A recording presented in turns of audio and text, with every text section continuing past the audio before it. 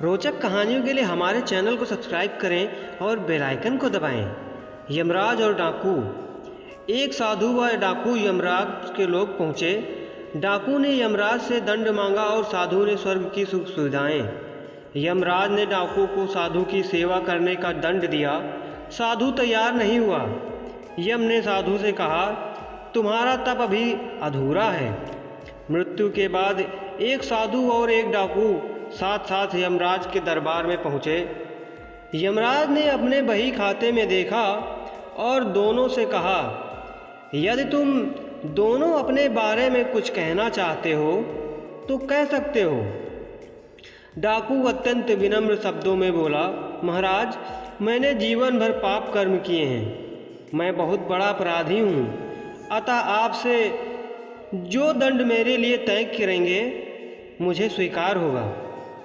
डाकू के चुपचाप होते ही साधु बोला, महाराज, मैंने आजीवन तपस्या और भक्ति की है। मैं कभी असत्य के मार्ग पर नहीं चला। मैंने सदैव सत्कर्म किए हैं, इसलिए आप कृपा कर मेरे लिए स्वर्ग के सुख साधनों का प्रबंध करें। यमराज ने दोनों की इच्छा सुनी और डाकू से कहा, तुम्हें दंड दिया जाता है, तुम आज से इस साधु की सेवा करो।